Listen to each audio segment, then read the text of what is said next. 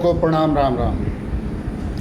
इतिहास गवाह है कि हमारे भारत पर जब जब संकट आया तो संकट लाने वाला और संकट देने वाला और संकट के लिए बुलाने वाला वह स्थान गुजरात है। ये इतिहास कहता है, समाज कहता है कि जब जब हमारे देश पर आक्रमण हुआ तो भारत को लूटने वाले या भारत के राजाओं को परेशान करने वाले गुजरात के रास्ते ही आए। जब मुगल से पहले अन्य राजाओं ने जब पृथ्वीराज चौहान पर आक्रमण किया, उस समय भी मुगलों की मदद भीमसेन राजा गुजरात का किया।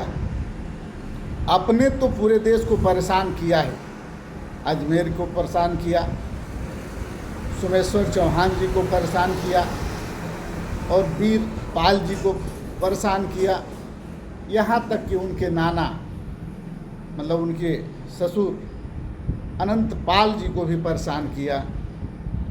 मतलब ठाकुर ही ठाकुर को परेशान किया, मतलब राजपूत ही राजपूत को परेशान किया। और इस कदर परेशान किया कि एक दिन ऐसा समय आया कि पूरे देश पर मुगलों का राज हो गया और हमारे राजपूत वंश अपने समाज या समाज के लिए, देश के लिए अपने खून के एक एक कतरा धरती माँ को समर्पित कर दिए। चाहे वो पृथ्वीराज चौहान हो, चाहे राणा प्रताप हो, चाहे वीर शिवाजी हों, चाहे तमाम हमारे स्वतंत्र संग्रामी सेनानी हों।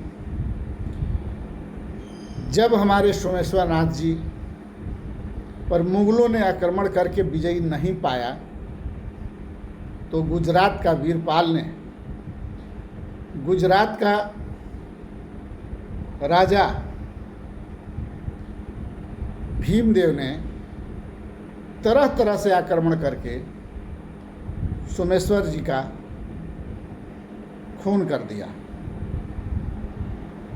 और तरह से आक्रमण करके उन्हें परेशान किया, पृथ्वीराज को परेशान किया, यहाँ तक कि अपने ही रास्ते से मुगलों को हमारे देश में आने का रास्ता दिया। और अनंत पाल जी की 2 बेटियां थी और दोनों बेटी की शादी एक की शादी उन्होंने अजमेर में सोमेश्वर चौहान जी से किया था और दूसरी बेटी की शादी उन्होंने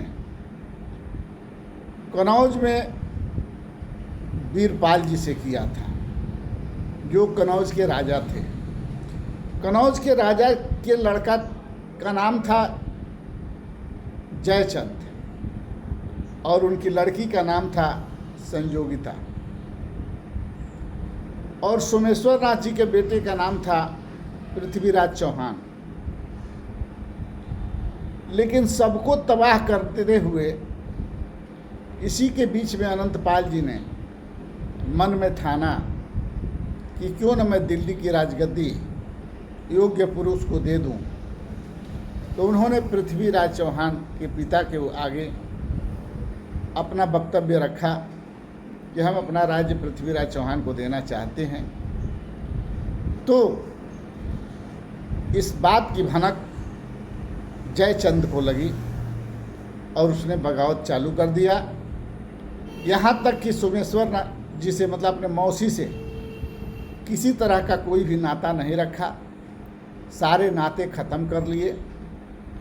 अंतोगत्वा सोमेश्वर नाथ जी की, सोमेश्वर चौहान जी की अजमेर के राजा भीमदेव के हाथों मौत हुई और तबाही चलती रही।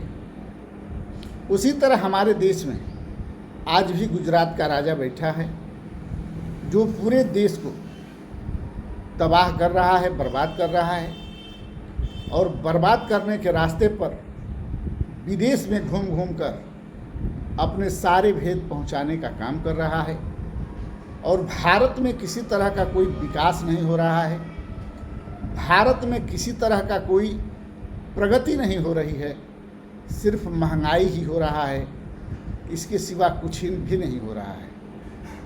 महंगाई चरम पर है, बेरोजगारी चौकट से बाहर है, भ्रष्टाचार चरम पर है, लूट चरम पर है, झूठ चरम पर है, यहाँ तक कि बलात्कार भी चरम पर है, चीरहरण भी चरम पर है। सेम वही गुजरात का जो राजा भीमदेव ने किया था, वही आज हमारा राजा भारत के साथ कर रहा है। अन्य प्रदेशों के राजाओं को जैसे वो छल से मारने का काम करता था, परेशान करता था, उसी तरह से छल से आईटी और सीआईडी के माध्यम से परेशान कर रहे हैं और अन्य प्रदेशों की सरकार तोड़ तोड़ कर अपनी सरकार बनाने में लगे हुए हैं। तो देश बर्बाद करने में, प्रदेश को लूटने में और समाज के लोगों को मारने में, काटने में, पीटने में और मरवाने में और मारने में गुजराती शुरू से ही आगे रहे हैं और आज भी आगे हैं। वो अपने फायदे के लिए किसी भी सीमा तक जा सकते हैं। जैसे भीमदेव ने छल से बगैर हथियार वाले लोगों को भी अपने तलवार से काट दिया करता था, छल से मार दिया करता था। उसी तरह ठीक 400 वर्ष बाद पृथ्वीराज चौहान जी के बाद, भीमदेव जी के बाद, पृथ्वीराज जी के साथ भी गुजरात के रास्ते से आया हुआ अकबर ठीक भीमदेव के रास्ते पर ही चलकर राजाओं के दरबार में पहुंचता था बात करने के लिए, संधि करने के लिए, और वहां से यह कह करके उनके दरबारी को हटा दिया कि जाता था कि हम राजा से एकांत में बात करना चाहते हैं। अब जब दरबारी और सैनिक बाहर चले जाते थे तो धीरे से राजा को मार देता था और इसकी खबर तब लोगों को मिलती थी जब राजा मर जाते थे और उस राज्य पर आक्रमण कर अधिकार कर लेता था और उस गद्दी का राजा बन जाता था। वही चीज़ सेम उसी तरह आज हमारे गुजरात के राजा पूरे हमारे देश पर वही सूत्र, वही हथियार, वही बुद्धि और वही विवेक लगाकर पूरे भारत को बर्बाद करने में लगे हुए हैं, पूरे भारत को तबाह करने में लगे हुए हैं। तो उस समय तो सिर्फ राजपूत बर्बाद हुए, लेकिन इस समय तो पूरा समाज बर्बाद हो रहा है। यहाँ तक कि 80 करोड़ जनता 5 किलो अनाज और 2000 रुपये पर आश्रित हो चुका है। इस तरह से अगर कह दीजिए कि भीख मांगना है तो मंजूर नहीं करेगा, लेकिन अगर इस तरह से कह दिया जाए कि सरकार तुम्हें भीख के रूप में 5 किलो अनाज और 2000 रुपया दे रही है तो हंसकर खुशी से ले लेता है और खूब वोट देता है, चाबत्सी करता है, यहाँ तक कि सर्वस्व निछावर करने के लिए तैयार रहता है। तो जब जब गुजरात भारत के लिए घातक बना है तब तक कोई मसीहा पैदा हुआ है। जैसे एक बार गुजरात ने पृथ्वीराज चौहान के पिता सोमेश्वर नाथ पर आतिताई बनकर छा गया तो पृथ्वीराज चौहान जी का जन्म हुआ और वो भी ब्रह्मा जी के आशीर्वाद से। उसी तरह राणा प्रताप का जन्म हुआ 400 वर्षों के बाद प्रभु के आशीर्वाद से। उसी तरह शिवाजी का जन्म हुआ बहुत दिनों के बाद प्रभु के आशीर्वाद से। और आज भी किसी का जन्म होगा प्रभु के आशीर्वाद से। उस समय समाज में अधिकांश राजपूत हुआ करते थे और सबकी रक्षा करने के लिए अपने खून का एक एक कतरा, अपने शरीर का एक एक कतरा समाज के नाम और देश के नाम समर्पित कर देते थे, मातृभूमि के नाम समर्पित कर देते थे। और आज भी वैसे हमारे समाज में लोग हैं जो अपने देश और समाज के लिए अपने शरीर का एक एक बूंद, शरीर की एक एक कण, एक एक टुकड़ा समर्पित करने के लिए तैयार हैं। सिर्फ उन्हें जगाने और जागने की ज़रूरत है।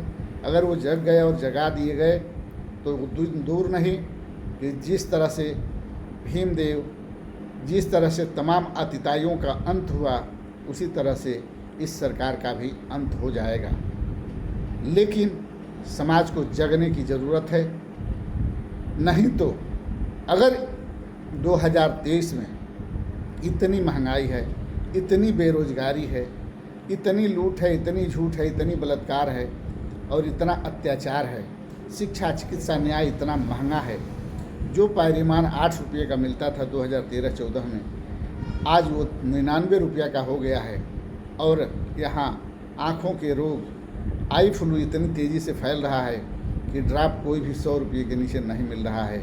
तो हम समाज से कहना चाहेंगे कि अगर इस समय ये दशा है तो क्या हमारे आने वाले बच्चे को भरपेट भोजन मिल पाएगा? अगर इसी तरह से महंगाई रहेगी तो अमीर तो कैसे भी जी लेगा, सरकार की चापलूसी करने वाला कैसे भी जी लेगा, सरकार की चाटुकारिता करने वाला कैसे भी जी लेगा। लेकिन जो लोग अपने मेहनत की कमाई से अपना पेट भरते हैं, वो क्या अपना पेट भर पाएंगे? क्या उनके बच्चे जीवन बिता पाएंगे? क्या वो भारत में रह पाएंगे?